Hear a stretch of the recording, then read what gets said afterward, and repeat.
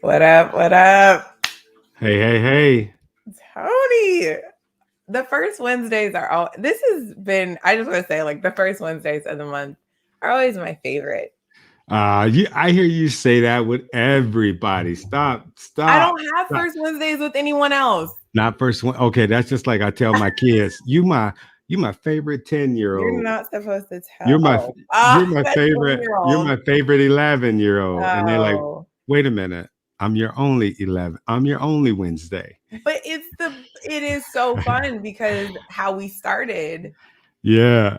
and then where we are now. And like we were just kind of talking backstage, it's just been amazing to see your growth and what you're doing and incorporating the family into that, which is amazing. And so, every, I know I got it in the banner down there, but like gratitude, I'm grateful for every time we come together and every time we talk, because I feel like it leaves at least me with some more momentum. And then I feel like we've also reached another portion of light workers or light humans or people that are curious about this. So thank you for Ooh, being here with me today. Sharice, I can you write my bio on LinkedIn? I'm struggling with that. What you just said, man, what you just said. If somebody that's listening to this, that's a transcriber, man, send that over. That was beautiful. No, I appreciate our friendship too. I know when we first started, I saw you and I'm like, wait a minute, I'm not seeing nothing like this on LinkedIn. Like straight up scroll stop or some of the things Mm, that you were talking about and that resonated with me deeply. Like it was hitting my soul at the moment. And I reached out and I'm like, oh my God, like she's going through some of the things that I'm going through. She went through yeah. some of the things that I went through. You know what I mean? And it just matched. And like I'm enjoying seeing your growth as well. You're doing some amazing things. Like sometimes like my eyes get watery. I'm super Yeah. proud of you, Sharice. Thank you. I receive in this moment, and this moment is all that we have. Thank you so much for saying that. Oh my I gosh. meant it. I meant it. Um, we are here to talk about a topic that both of us know very well. And so for anyone that's watching, welcome to the High Vibe Zone. This is where we take topics and we bring them to the High Vibe Zone and we transcend them to help us just elevate a higher consciousness as humans. And today we are talking about homelessness in the workplace. But before we get to homelessness in the workplace, I have a quote. I usually have encouraging cards, but I'm switching it up. It's good to switch things up, right, Tony? We can Oh switch things yeah, I like it. I up. switch Okay. stuff up all the time. I I'm love all over that. the place. So since we switching things up, I mean, still let us know that you're watching. Drop your name, where you're coming from, and what you were grateful for in the comments. Gratitude changes the attitude, and our attitude is really, really important for how we're going to navigate this world. So go ahead and let us know that you're listening out there, LinkedIn, YouTube. I actually am going to let's see what quote I like. Okay, I found the quote. So this quote is really interesting. It says, "My mother said to me, if you are a scholar, or no, if you are a soldier, you will become a general. If you are a monk, you become the Pope. Instead, I was a painter and became Picasso." Oh, Can we just, that's dope. can we That's just like, growth. That's growth right there. can we just sit in this quote for a second and Oh, like, should I read it one more time? Just one more time? yeah. Hit it Okay, again. let's do it one more time. Just, It's like rewinding your let's your, your favorite movie. I like that. rewind to Yeah. that. Yeah. My mother said to me, if you are a soldier, you will become a general. If you are a monk, you will become the Pope. Instead, I was a painter and I became Picasso. Oh, What's I that? hear. What's that feel for you? Um. So before we started talking, right? Yeah. We had this moment, me, Mm, you, and Maria. We had this moment of vulnerability where mm, I was. You hit me with a compliment, and then mm, I immediately, right? I immediately was like, nah, I told you everything that I wasn't doing right. Yes. Right. I told you everything that I wasn't doing. Part of that is me, like, seriously, like, thinking that. And then the other one is like, I tell people all the time that we're human, even though, like, people see us a lot, like, we're human, we go through the same stuff that everybody else go through. But when I heard that quote, that hit that side of me that's like, I still have so much to go. I am, I don't know where I'm at, or where I fit. I can only think of the things that I'm lacking. But when I heard that, Mm. I'm like, man, I'm great. I can be great.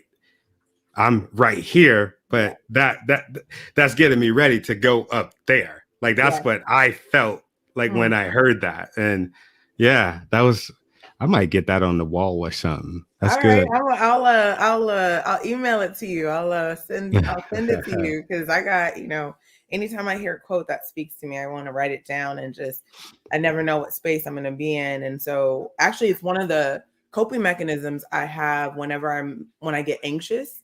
Um, so anxiety is really in the past and the future, Yeah. or the way that I see it is I'm divided in different directions. And so for me to get grounded and to get present, I will go through encouraging books, or I listen to an encouraging podcast, and I will just take out quotes and I'll just start writing. And all of a sudden, before I know it, I have moved past wherever I was, and that Mm, and continue to move forward. And this is one of the quotes that stuck out to me. And I love the end of it because he said, I was a painter and I became Picasso. yeah. We Yeah. we refer to art as that is a modern day Picasso, Yeah. or we refer to someone as that's a, that is comes from something else, which was created by either a human, or we refer to things and they're becoming this form. Oprah, there was a story about Oprah where she was in Chicago. This is when she had first launched her show, and she was out there trying to get people to come into her show with donuts and bagels, or no, donuts and coffee. I, And it I was, heard this on YouTube yesterday. Yeah, oh, did you yeah. really? Yeah. And Yeah. like, nobody would come to her show, and then she had to bring people in from the cold to, and all this stuff. Now, I wonder, there's somebody out there that used to live next to Oprah. Yeah. Like, and so y'all are in becoming mode. I just want to say that with all light and love, and Yeah. what you were, what you are, and what you become are three different things. Yeah. Yeah, and you have a choice. That's, a lot of people Mm, don't realize that they have a choice. And I like the way that you said, what you do is, you got your routine, the things that you do when you start feeling like the way that you're feeling, if you start getting into those low vibration moments. oh yeah. To me, I think that's important, that you have that. What do I do when I'm in trouble? What's my Right. roadmap? And that's the same thing for me. Hmm. I get on my bike whenever I'm stressed, and it's like that peripheral vision is hyper speed for me. And Hmm. then I start thinking, and then I'll get off my bike, and then I'm almost want to run home, because it's almost like a by George I got it moment, right? And Yeah. I'm just like, I come in the house and my wife is like, what is wrong with you? And I'm like, I figured it out. But if you know what I'm saying, but if that don't work, I meditate. I get on my knees and I tell myself that I'm beautiful. I Yes. tell myself that the people in my life are beautiful. We Yes. just gotta come to a place to where we can figure it out. And then I'm like, okay, I'm back. I'm That's back. it. I'm back. I Which, think that's the secret. That's the secret to life right there. It's like, what do you do to bring yourself back? And if it's not mm, working, right, it's not like a definite thing, because those things change. If it's not working, change the game, right? change it up. Yeah. Which is a beautiful waterfall into what we're talking about today, because both of us have been homeless. However, I do want to address Maria's comment here. When we use the word vulnerability, because we're about to get vulnerable, Tony. That's not something Let's you and do it. I are Let's do it. uncomfortable with. So let's Yeah. do it. Um, I get uncomfortable when I know that there's situations where we could be a little bit more vulnerable, like go a with little other people, further. where I'm just like, come on, man, this all of this fancy talk is making me very uncomfortable. Let's get Yeah, down to the meat and potatoes. Yeah. yeah. When we use the word vulnerability a lot, but by using it, do we really mean we're just being human? That we feel we are in a safe environment enough to share what we really feel and show up as who we Ooh, are, that we don't feel it's risky to show up as who we are. I love that because it brings me to think about kids and mhm. babies. They have no boundary on their vulnerability. If they are hurt, they will cry right Yeah. in front of you. Yeah, and we If they teach them, are, and we teach them not to cry too. we tell them. Did you know that breathing and crying are the genesis of life? Did you know that? Like when we I never come thought into this about it like world, that. the first thing that we need to do is breathe. And the second thing we need to do to strengthen that breath is cry.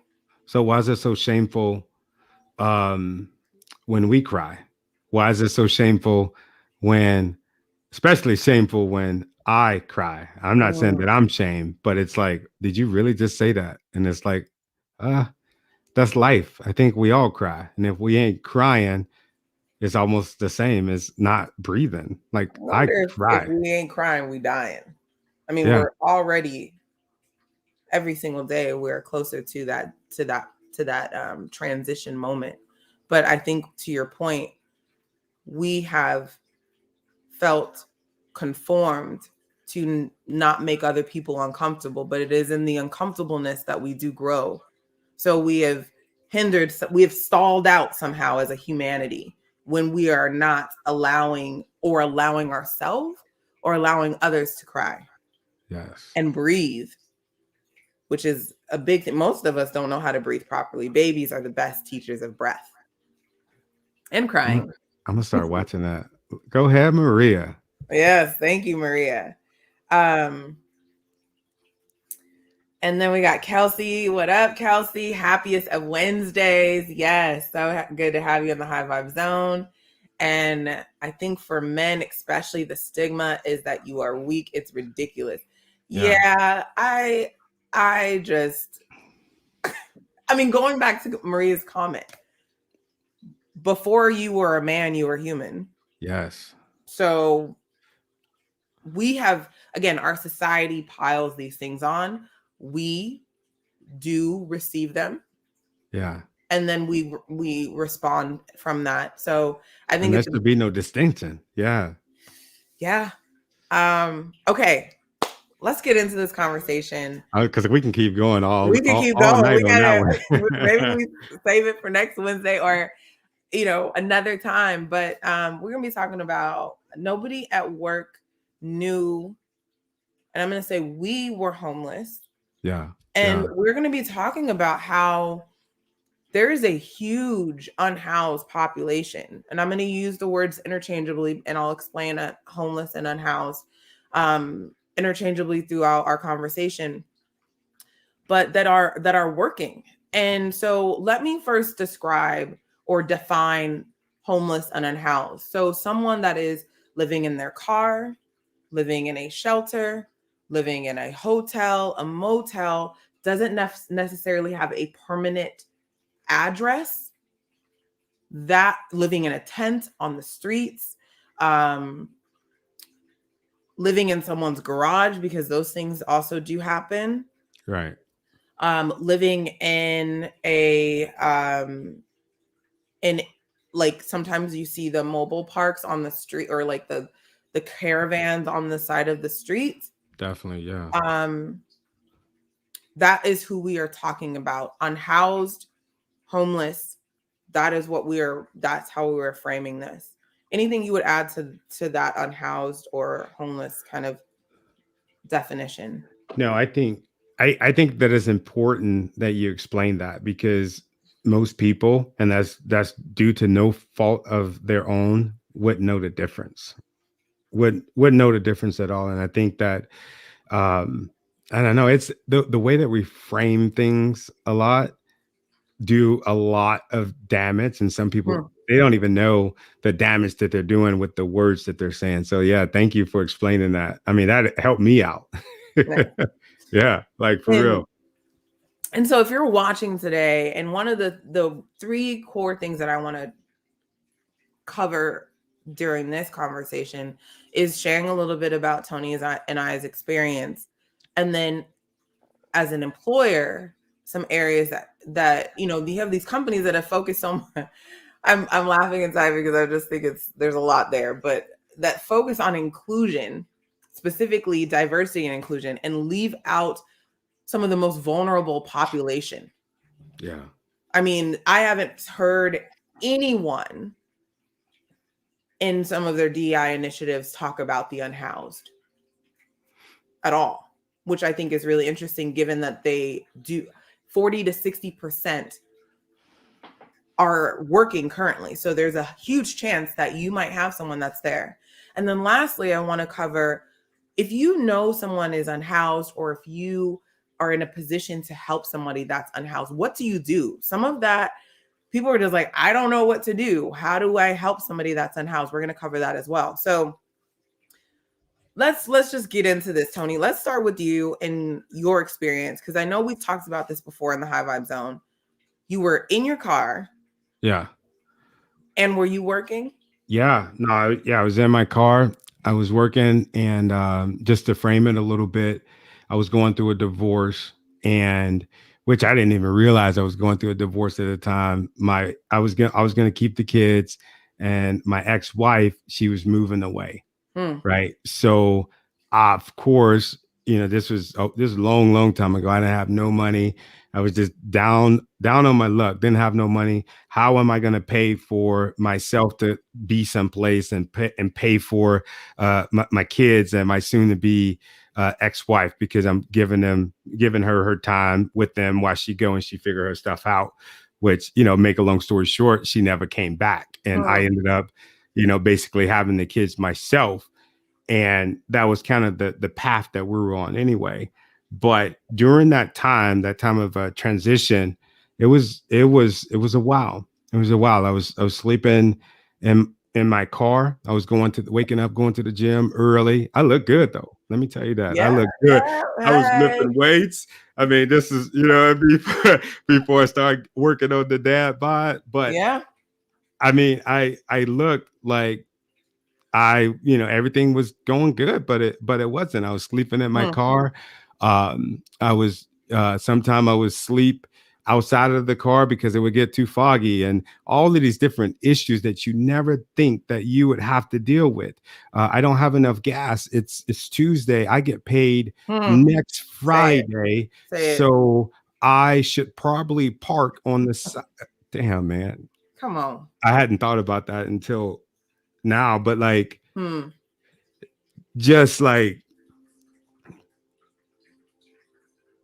parking on the side of your job and putting shit like stuff up around the car so that they don't see you, Yeah. and you walk in and somebody sees you, you're the person that's quote unquote in charge, you're supposed to have it all figured out, and they're like, I'm not going to listen to him, like he's homeless.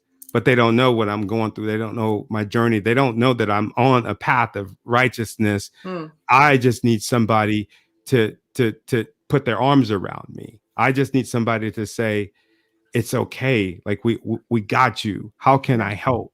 Hmm. And see past the BS that's going on inside of me. See Yeah. past that and say, there's no need to be prideful.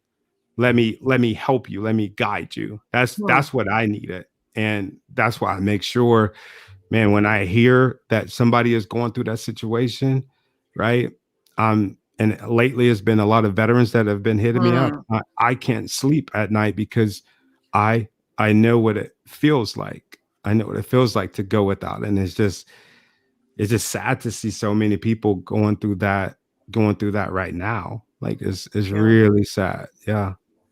I mean, thank you so much for sharing your story. And some, when we think or when we see someone that's homeless or living out of their car, some of the natural thought patterns or biases or filters that come up is drug abuse, or they don't want to work, or these, and our minds immediately go there. But there's a I whole got nother world out there, yeah. y'all. Like, I got kicked out of, sorry to cut you off. I got no. kicked out of a shelter because they said that I was well groomed and I was just trying to get a free place to sleep.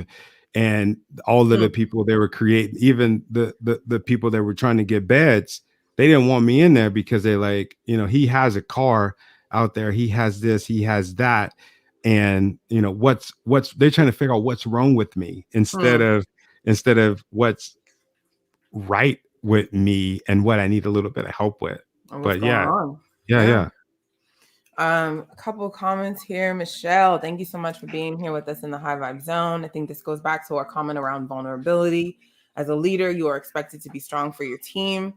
Kind of going to your point a little bit, Tony. I was in the process of losing our home with 4 children, but I worked a high profile company, so I could not share. You know what, Michelle, thank you so much for sharing this with us, because again, this goes back to, you never know what somebody is going through. It costs you nothing to be kind to anyone.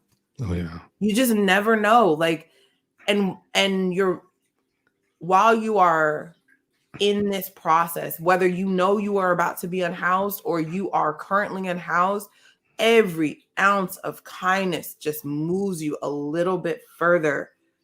Because I remember thinking, you might see someone that's unhoused or that is trying to get out of a situation, and you're like, oh, I'm not going to do it because they're just one person. I was one person. Mm, Tony was one person. Michelle was one person. And yeah. we had little humans with us. So it wasn't just one person. There are others that are affected. This is a ripple thing that happens. And so it's just, and especially in the workplace where I just posted today, employers, they're losing their workers. Well, maybe you should have treated them like humans. This has been in the works for a while. The Yeah. pandemic just amplified what was happening, and people were like, I'm not taking this shit no more. Yeah. They're not. They're not. I did a video when the pandemic hit, when it first hit, and I was still working full time as a safety director, and Hmm. I just left out of a meeting, and the vice president of the company flat out said, I know you care about the workers, but what about the profits? And I said, if you don't care about the workers, then you're not going to make any profits because they're going to get sick. You need to send them freaking home Yeah. ASAP. Yeah. And make a very long story short, that's the sickness. That's Hmm. part of the problem. Part of the problem is we're not serving the people. We're rather serve the customers, but we negate the people in the process that are actually doing the freaking work. Yeah. The humans are the heart to everything. And when we fail to see that, we fail. Yeah. And so history will continue to give us the lessons. The universe will continue to give us the lessons we do not learn. And to refer people as workers, you're losing valuable humans. Mm. As a company, I would hold the whatever space needed to be held to correct that, because it's not that people don't want to work, they They just just don't want to don't be work for treated you. like what.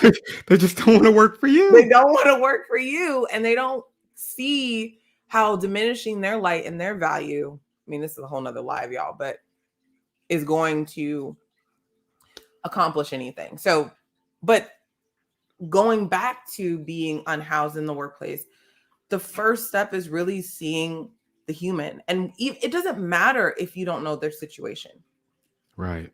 they matter. And so like I said, any ounce of kindness that you can give is key. Going here to Kevin. Thank you, Kevin, for being with us in the High Vibe Zone. Yes, there's a lot of homelessness. I lived in an extended stay for 2 years, Wow. completed my MBA, and worked as a stockbroker. The positive I got out of it, made me strive harder than the average person. My brother, I Dude, love the extended stay. I know all about that extended stay. I remember I was trying to cook. I went and bought a pizza, and I don't know how I ended up getting a room for a night, but I bought a pizza thinking that it was a stove in the one that I had. It was a microwave, so I had to put the frozen pizza and fold it halfway up and put it in the microwave. I mean, it was disgusting, but so I'm feeling you on that, Kevin. I love that. I love that. Strive harder than the yeah. average person. Oh my God. Yeah. I mean, it's really and again, anything that employers can do to make the environment more inclusive for everyone and not exclusive changes someone's life. Um, Kevin, if you want to share, you don't have to, but were you oh, he said he was working as a stockbroker. So yeah, you were unhoused, you were homeless, and you were working. And this story continues with many, many others as well. Um, Tony, Wow. are you connected with Kevin? I want to say so. I want to say so. Okay, And well, and not that's a y'all. yeah, and that's a big problem right there as far as being veterans. I know so many veterans right now that are like without some place to stay. And it's I don't know, it's an epidemic all in itself. But yeah, man, that's interesting. Going through a divorce, same thing. Hey, we're like kindred spirits, man. There must be some connection with that. But definitely, Yeah, when you're growing through what you're going through, you definitely know that you have to bounce back. And oh man, yeah, dude, I'm getting chills right now. Just thinking about those moments and reading what Kevin wrote. Just hmm, being in your car, outside, wherever you're at, like knowing that you like fought for this country, but hmm. here you are. Here you are. I mean, that Yeah, is. I would love to see you talk more about that, Tony, as you are a vet, and just I know that there's services out there, but it's like I think it falls under the same, like there are homeless services out there, but it's yeah, like it's bigger than that. So I want to dive into sort of the employer side. yeah, Um, so one of the things that I I think about is like how, you know, let me back up. There is we do a lot of unhoused projects here in the community that I'm in. And there's a woman that has created a relationship with the unhoused population out here. And she hears what they need, what they don't need, what's helpful for mm, them. And it's just amazing for her for what she's brought um, out. And a lot of them are like, look, I'm ready to work. I'm ready to go. yeah. I don't have an address. I need an address to put on the job application. I need a Yeah. phone, or someone stole my stuff last night. I don't have my ID. Wow. What do I do? And so one thing that she's been able to do, and this is something that I will put together. I mean, I've already put together a bunch of resources, but I'm going to continue to grow those. Is there's a place out here. It's called Trinity Center, where if you do not have your ID, you can go there and they help you get your ID and a voucher to go to the DMV to start getting your ID. They also have places where like it's a great starting point for someone that's like I can work, I can do all these things, I just don't know where to go. And so as an employer though, when you think about a job application, is it enough just to put the city? Do you really need to know their address? Because I remember at one point there was a lot of decisions being made around I'm going to hire somebody based off of how close they were to the job Yeah. location. Do you remember that? Was that just Yeah. me? No, no, no. I do remember that, and I've been on. several interviews where they're like, where do you live? Right. Where do you live? We want, because the last person that had your position, he was late. She was late every day. So where do you live? We Yeah. need to know.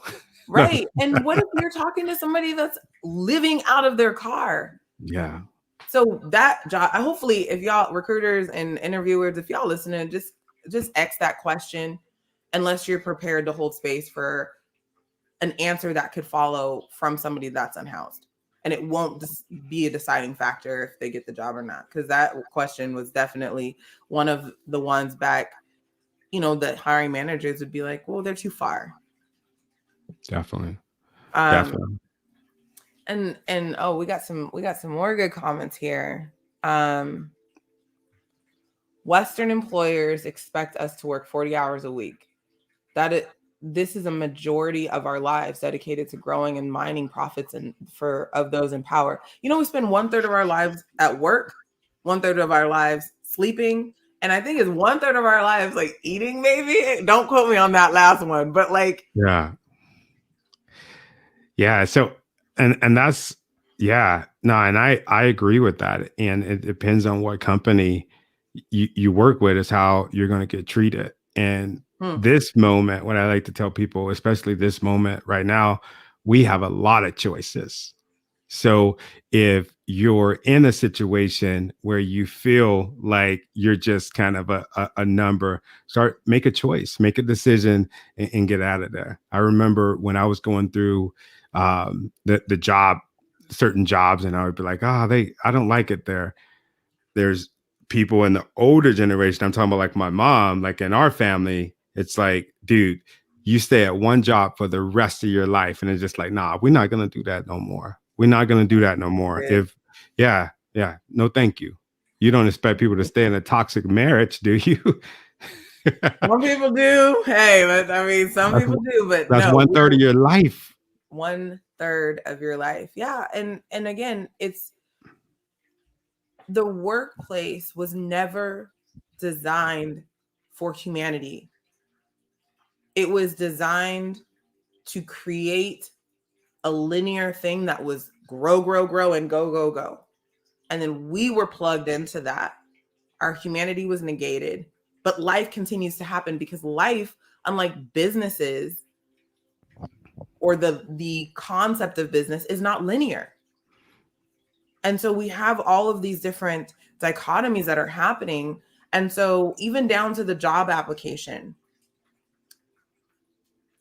what if you have someone that is applying and they're unhoused and they need to put an address? Because some places, most shelters allow you to use their address. Living in your car, that makes it really challenging. And if you're in a motel, that even makes it even more challenging. Yeah, and then if you put a different address, especially like maybe like 10, 15 years ago, if you were applying for the federal government or your a state government, they would send stuff in mailers. So you, I remember there being certain people going in the mailbox because they've mailed stuff to certain addresses, and they knew when the mail was going to come, and they were waiting on a hiring manager, or Mm, waiting on a certain date to come to them in the mail. yeah. Yeah. So I just want to encourage, as there is a huge desire for the unhoused population to want to work, to get out of their situation, that employers do their part in thinking about what can they do to make that entry point accessible and inclusive, even down to the questions that you're asking, even down to the happy hours that you're like, oh, that person's never showing up. Well, that person might live in a shelter and there might be a curfew. And that's So probably for a reason. Yeah. there's just so much that we can simply take into account. Doesn't mean you have to change the way you do happy hours. Have at it. Don't expect people to show up and be present, And don't hold it against them. and don't hold it against them. That is a Yeah. safe and inclusive and healthy environment. At Culture Circle, we talk about creating a culture of care. A culture amplified represents everyone. Yeah. That's what that means. And so thinking about that as we are talking about those that are unhoused, because I guarantee, I mean, we've heard of couples so far, people either being close to being unhoused or they are currently unhoused. And then Tony and I are two examples as well. Yeah, it's so I was just thinking back. I've never ever seen in any policy that addressed those that are unhoused. I've never seen That's it. And what. the interesting part of it is it's like, aha. Like I wonder why. That's interesting. That's Because we interesting. often don't think about those that aren't contributing to society, Hmm. or we assume that they aren't contributing to society or can't Yeah. contribute, and we don't account for those things. And that's how they feel because we make them feel like I was getting ready to tell you about my encounter Yes. this morning when I was on my bike, and I mean it's early 6 o'clock. I see the same guy that I normally see, and he's kind of like sleeping behind the monument sign in a neighborhood a couple of blocks away. And every time I'm like, oh man, I feel horrible because I've woken him up, Hmm. and he has like a bag that he puts like over him, and this morning he woke up and he's like, I'm so sorry, I'm so sorry. That's what he said, and it was almost like he felt as though he needed to tell me sorry Hmm. because he was there and I just happened to be riding my bike. But I'm like, man, I'm sorry. I'm sorry for waking you up. So it was Hmm. almost like he felt like he was being intrusive. And Hmm. that's how I think um people feel in the workplace. Okay, I can't tell them my business because I'm going to be a Debbie Downer, and or if I tell them this, they are, because there are certain situations at work, they're going to look down on me. They're going to think that I'm irresponsible. They're going to think Hmm. that I'm on drugs. They're going to think that something happened, and they're going to be more focused on that than focus on helping me. I would have never told nobody at work that I was homeless. I never did Never. You either. never would. I wouldn't. And I don't. I It's there's a not set lot. up There's that a way. lot. There's a lot Yeah. with that. And I also want to just bring up as well in terms of inclusivity. Now that we have, we have transitioned to more of a hybrid or remote situation. I will tell you that if that happened while I was homeless, I would not have been able or feeling comfortable to even work from home. I wouldn't know Mm. what to do. Yeah. And there's some employers, yeah, I talked to quite a few where they don't even supply them with a computer. They don't help them with their Wi-Fi. They don't help them with their cell phone bill. So it's like you have to already have these things in order to work in these positions. So it's like we didn't even get the other stuff straight.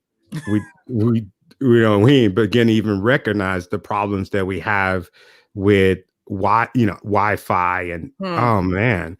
And then you Yeah. go to certain, like I've seen it a lot, like at McDonald's and stuff, and they're like, "Get out of here! He's just here to use our Wi-Fi." And I'm just looking at him like, "Yeah, man, they're trying to make a living. They're trying to make a living. Obviously, they don't have it at home, so that they're trying to work. Leave them alone. They're trying to do their We thing. forget that we're all humans." We forget that we are human as well. Yeah, I think yeah, that I think in order for us to see others humanness, we have to see our own, and that's not something that um we which is what I every time I speak at a company or an event, my bio, I want people to know first and foremost that I am human. It is good to be reminded of our humanness and to remind others of our humanness. And from there, these things transpire. yeah. Um, so you kind of touched on this, but like what can someone do to help someone that's unhoused? Like you see someone that's unhoused, whether they're in the workplace or not, what is something that you can do to help them? And I think that there's I want to be mindful of the fact that, first of all, you cannot help or save everybody. Right. So I just want to lay that out there. But for those that you're walking by and you just get a nudge in your heart and you want to do something, what can people do to help someone that's unhoused? I think for me, and I'll touch on the initial part, right? The initial part is talking to them, right? Engaging with them, listening to them. How can I help? How can I help? Right. I think that's the way to start. So often you see people, they either kind of shy away from them, or what they'll do is they'll get all in their Hmm. all in their business, just assuming that they need their help. Hmm. That let me get in there, let me help you, without even listening to them. Hmm. Because it could be a situation like, yeah, man, I'm good. I got things. I got things figured out. I'm on my way to this place, and they could have just had their breakthrough, Right. or you could listen to them, and you could be a part of their breakthrough. I love that, how just listen to what they're saying. My husband encountered a unhoused family the about a month back, and interesting enough, my husband has always kind of poked fun at how I have a heart for anyone that is homeless and unhoused. And he's always kind of made fun of, just like, why are you helping that person, and why are you doing this, and why are you doing that? I just go in. And he saw this family and immediately was like, I think they're unhoused. Like, let me go talk to them and let me see what their situation is. They were living out of their car. They had a young baby. And Mm. he confirmed that they were unhoused. And he was like, I don't know what to do next. He called me. And I was like, I know exactly what to do. And for me, how you start is, yeah, if you see someone, ask them. And honestly, sometimes they don't know what they need in that moment. They're just trying to survive. So one thing that I've found to be really helpful is there are tons of, so shout out to Future Kane, because she posted up this list of um there are 10 states with the most homeless people, California Yeah, being the first one. I was shocked by New York. 151,278. New York running second, 92,091. So And it's not just the West Coast. I'm it's looking at this. not It's California, Cal. Ohio, Yep. Georgia, Massachusetts. It's not just the West Coast or the East Coast.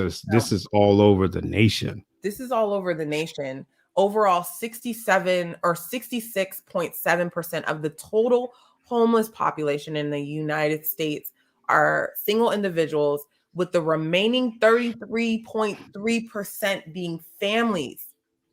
Yeah. And this is in our communities, y'all. Y'all are listening to this right now from wherever you are, and this is happening in our communities. So, what brings me to the next point is, find the local resources. It can be 3, it can be 4, it could be 2, and keep a printout of those with you somewhere in your car. It could, wherever. And this is what we do in our community. And if we see someone that's unhoused, we say, oh, have you heard of the Trinity Center? You can go here. Or if you need food, you can go here. If you need to park your car, here's a safe parking program. You can go there. And sometimes that's all they need, is some direction. Yeah, I'm glad you said that. I'm glad you said that, because when I was trying to help somebody, I wasted so much time because I didn't have those resources on Mm. hand. So much time. But yeah. And then we did a it's free to be kind, after I shared my story of being unhoused and working with 2 kids and pregnant. And I've collected a template of these resources that you can if you're in California, well, I cover national, state, county, city, and local. You can take this template from where you are, do some, 10, 15 minutes of Google work and put together some of these resources, and not only have them for yourself, but they are helpful resources to include in the workplace. And I talk about how you can do that because, like I said, Tony and I were just one. We are just one person, well, separate people, but one No, one we're one. person We're each, one. one We're family. one. We are in unison. And all it takes is to see one human to create the environment for people to thrive and get out of these situations. And the more that employers do look at people, like how this one LinkedIn user talked about, up where is it, about how the more employers do this, the less humanity can exist in the workplace. And we Right. need humanity to uphold the diverse set of our humanity. There's so much that we are going through on different bases. And, when I think of the unhoused, I know that if you can create an environment for someone that's unhoused, you can also create an environment for someone that loses a loved one. You can Yes. also create an environment for someone that is going through any kind of domestic abuse, that is going through any type of depression. And so it really captures a lot. But if we overlook those things, if we negate those things, if we just think, okay, you're going to work 40, 60 hours a week and you'll get a thank you and a watch at the end of the quarter. Yeah, and they'll gladly tell you they'll gladly tell you while you're there, right? When you're in those toxic workplaces, you get a paycheck. That's all the thanks you get. I've heard that. I've heard employers Yeah. justify, at least they have a I've heard job. somebody say it over me to somebody, and I'm just like, no, no, that's not true, bro. That's That's not why true. people are leaving, because they're like, Yeah. oh, well, I might as well just fend for myself. Yeah. Yeah. Before I get to more of the comments, I do want to just say, if you are currently unhoused, um, please reach out to me. Please reach out to Tony. Reach out to me too. Yeah. Like, there is not a one fix all for being homeless, but there is a lot of hope. I am living proof of this. My situation did not look good. 2 kids, pregnant, needing a job, in a shelter with a 90-day limit. Tony living in his car, going from a divorce. Situations just, but there is hope. Allow us to be those lights of hope if you are unhoused. Listening to Kevin's story, like, there is possibility. I will say that I didn't get out of being homeless on my own. I sought after help and I kept going. And I just kept going. And there was many times where I just did not know when the next meal or phone call was going to come through. But I am sitting in front of you today. Tony and I are sitting in front of you today to show you that there is hope after homelessness. And that hope that you can give others. So please reach out to us. I will also drop in the comments from the It's Free to Be Kinda event resources that will also be applied to anyone that's homeless and anyone that's in any of these cities. If you want to put together resources, let's collaborate and let's put them all together and let's put them in one place so people can find them and utilize them. And I know through some of the work that I'm doing and that you're doing, Tony, will be able to bring in more light into this situation for people that are unhoused, and tell your stories when you are ready. Because one of the challenging parts about being homeless is not being homeless is challenging. Post homeless is even more challenging. Oh yeah. So find support, tell your story, and people will come around you. Other humans will come out and tell their story. And it's Yeah. that That's unity. yeah. It's that That's unity. yeah. That's what awareness is about. Awareness is about telling your story. That's why you don't hear about it as much at work because it's always coming or received from a place of shame. And Hmm. to echo what Cherie said, yeah, if you're going and you're in that situation right now, I don't care what I'm doing. I don't care what I'm doing. I'm dropping what I'm doing. And you have me as a resource. Like I'm telling you, you'll have a whole team behind you trying to figure out what we can do, what we can do to get you out of that situation, if only for a moment. Yeah. If it's just us sitting on the phone and you need somebody to yell and scream at, because I know how that feel. Like definitely hit us up. Reach out. Seriously. Yeah. Go on to a few of these comments before we wrap up. Okay, so there's a family center in Olympia, Washington. Isn't that where you are? You in Washington, Tony? Yeah, I Okay, am. I'm in that Washington. And I helps you think get that a ride, helps you get your driver's license. Very similar to the Trinity House that we're talking about out here. yeah, Amazing. and I think Washington, looking at that list, Washington is number 5 on that list with 21,577. Yeah, Yeah. And the first thing that I heard when I moved back to Olympia, Washington was, oh man, there's way more homeless people there than before when you first lived there. And it's just like, hmm. Even when we talk about homeless people, like, yeah, oh, they're I it's almost like the heart like gets closed. And like when I hear it, it's almost like I feel raw when yeah, I hear it, when I see it. And I'm like, let me open my heart. What can we do? Like, why is this just, yeah. Yeah, they're don't get me human, started. and just like humans that are not unhoused and homeless, you can't help everybody, and not Yeah. everybody's ready to be helped. But that's not the point. The heart, the way, the direction, the compass of the heart is right now is not helping. Yeah. What an important conversation. Thank you for your transparency and insight. You're welcome, Natasha. Thank you so much for being here with us in the High Vibe Zone. And I want to go to Kevin's comment. If you do not see any progress in a job, you should seek other options. We are not meant to be stagnant in life. What?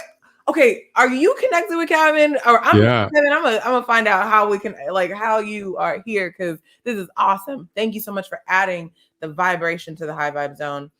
In life, it's just like a heartbeat. If your heart goes stagnant, you are not living anymore. You can run You in a can't run place, in place. Yeah. yeah, and still not make progress. Don't mistake movement with progress. Where is my fire emoji? I gotta use it. I gotta find my fire emoji.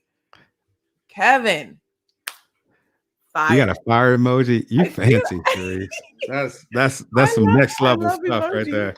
there. I will also add to that, Kevin, that there is this quote, and there's this quote that I love. It says the cells can rise, doesn't mean much though when your health declines. And it's like we got to take care of ourselves so then we can give to others and be aware of the environments that we are in. So thank you so much for that, Kevin. And um, sorry if I missed it, but what's the best way to connect with the host for accessing resources? All right, Lisa. So I'm going to turn it to you while I drop your info, Tony.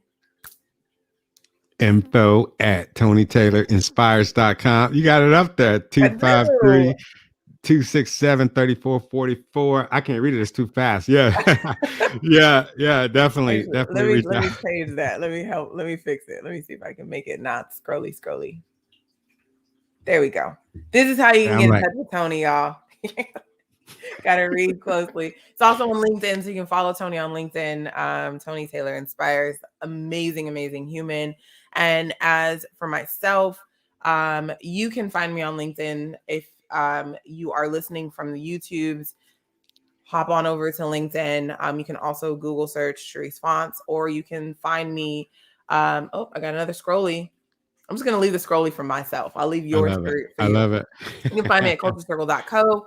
And email me at hello@culturecircle.co. I'm also going to be dropping the resources in the comments after this show. So if you're watching the recording, just go straight to the comments and you'll be able to find the It's Free to Be Kind resources, which we are really working on inside of the workplace and outside of that. So you can find some stuff there. Always reach out to us if you have any questions, if this has been inspiring to you. And then, of course, if you are experiencing homelessness or being unhoused, please reach out to us. We really do want to help and support the best that we can. And we are on a mission to really help with the workplaces and making it super inclusive for everyone, not just for the people that we see, but even the people that we don't see. So, what else should we leave with, Tony? What else do we got to say? Yeah, I'm just gonna tell you, thank you for inviting me in on this conversation. It's been really good, man. It definitely tapped in some stuff with me, things I didn't even think about before. But yeah, if you're listening to this and you're in that situation, definitely reach out to somebody. If not us, reach out to somebody. I know when I was in my situation, nobody knew about it until afterwards. Yeah. And the people that love me the most, especially like my mom, is just like, I can't believe you went through that without telling me. I would have did this and I would have did that. And I'm just like, you don't understand. I'm a man. And I was just so prideful. And that was kind of like where my head was at the time. I want to tell you that you don't have to go at it alone. You have resources. You have people in your corner. I'm telling you right now, you reach out to me, you send me a GoFundMe, we're gonna go crazy with that thing. If you're in that situation and that's what you need, if you need the resources that Sharice is gonna post, tap in, look at them, spread them around, print them, email them, do whatever you got to do to get the word out, get the resources out. Thank you for having me on. This has been amazing.